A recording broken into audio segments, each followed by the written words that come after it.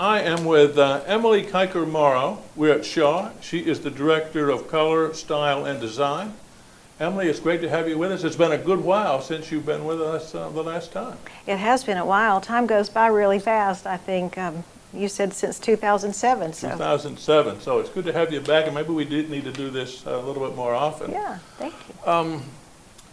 Retailers at this point in time are trying to find a way to differentiate themselves from everybody else selling floor coverings. They're getting pot shots from the big box players, from online players, and it seems to me a very effective way to differentiate yourself is to be a design organization, or at least point more in that direction. Have designers on staff who serve as salespeople. Mm-hmm. Is that something that you're seeing develop more out there in the field?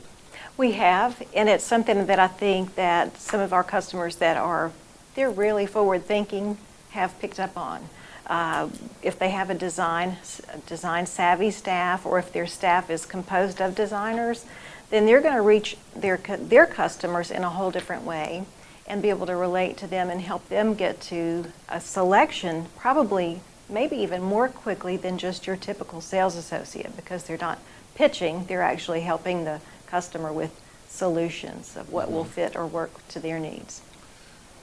I'm wondering, when a typical, whatever that means, consumer walks in the front door, what vision they have, and I'm wondering if a lot of them really need design help, they just don't know it, and they don't have a designer in front of them, so they don't get it.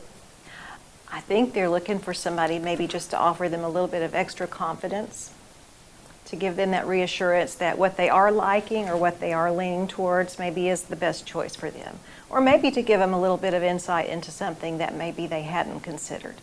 I see. I got the idea too that consumers often like a certain thing, or they may see something in the store that they like, but they don't know that they need approval, I guess is what I'm trying to say. They don't know if it really fits in terms of design and what fits into a design of their home. Yeah, I'll give you a good example. You're exactly right. They need a little bit of approval, but they also sometimes need a little bit of help of how to pull it off. So if right now the big topic has been gray. Gray's a huge trend in interiors.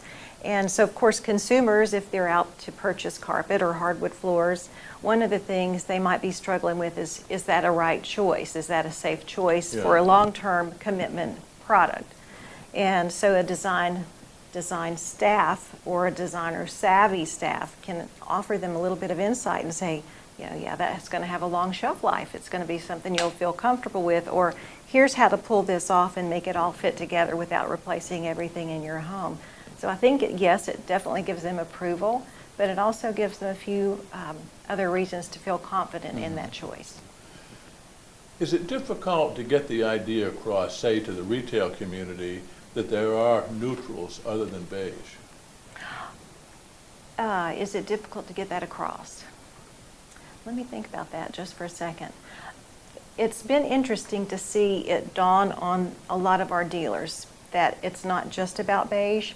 It typically has been a regional thing, whether it's been in the Pacific Northwest versus the Northeast, or even in Sioux Falls, South Dakota. I think the dealers listen to their sales associates, and so I think they're seeing and hearing from them how neutrals beyond just beige are important or growing in importance. Because it would seem like that would change people's view towards carpet as a product if they saw other colors, even though they were neutral.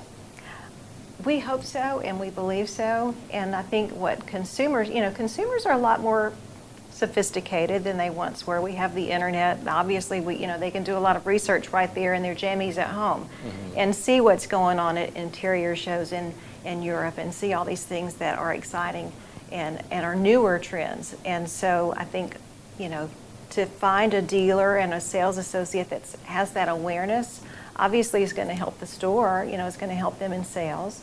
So I think it's a winning solution for the consumer and for the dealer.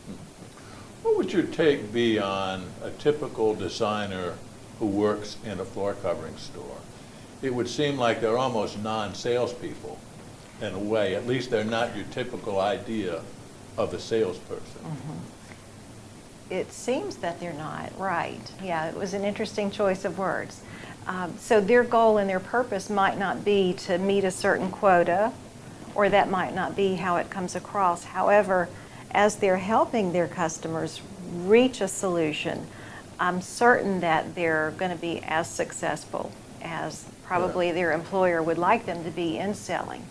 Because again, they're not trying to push a certain product or a certain price point or any certain thing. They're actually helping their customer find exactly what it is that they're looking for. So everybody's happy.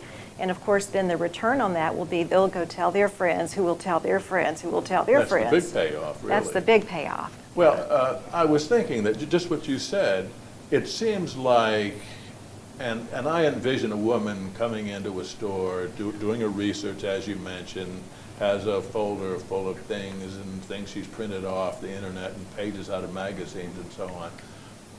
And somewhere in that is an idea of what she wants, which maybe is sort of foggy at that point. And maybe the designer's mission is to seize on whatever that exact dream or vision that she has. And I guess that's different from selling, but you're going to end up, signing a sales order before it's all over. This is true. And what I've observed, a lot of our dealers, again, the ones that are really on top of their game, they might have their own Pinterest boards, their own Pinterest pages, so they'll have their customers following them on Pinterest because they also follow us on Pinterest. We have our Shaw Pinterest pages. But they're more in touch with, their fingers better in tune with the pulse of what their customers are looking for. So I think all of that is resulting in better sales, but it's a much better way to get there.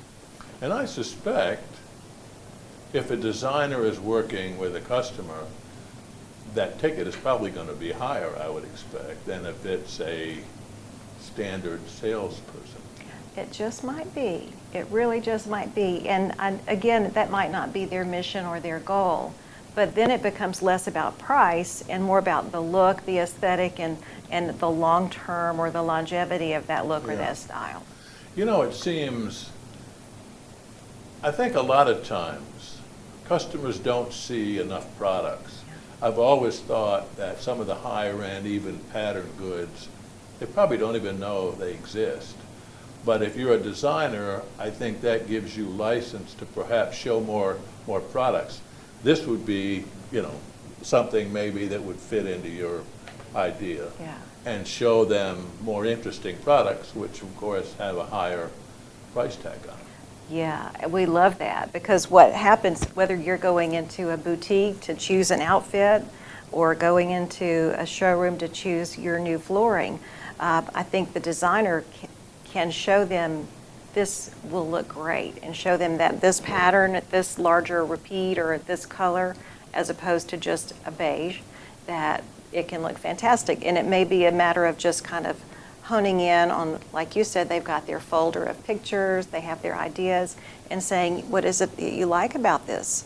And point out the correlation. This might be a pattern that you were drawn to, or it might be a particular color that you were drawn to, and really show them how to pull it all together in a good design plan where it ties from carpet to hard surface and to the larger pieces in the home. And so the result is they're usually overjoyed to see something that's really pulled together in a smart way. Now, you work with a lot of these designers. We do. Are there standard ways that they work, or they just sort of invent it themselves, or how does that work? Well, when I say we work with them, a lot of what I enjoy most is to travel to different parts of the country to our customers, and it might be at a designer event where we're giving a CEU. So what I hear from these people, from these designers, and what I've observed, and then even in my past life, is really an ability to ask the right questions, and then to just pause and listen, and it's really gathering of important details. What's your traffic like in your home? What's your lifestyle like? What are your needs? What is it that you're drawn to? And, you know, really to ask the right questions. And so that is what I have observed with whether it's a decorator or a designer, you know, that's what they generally do really well.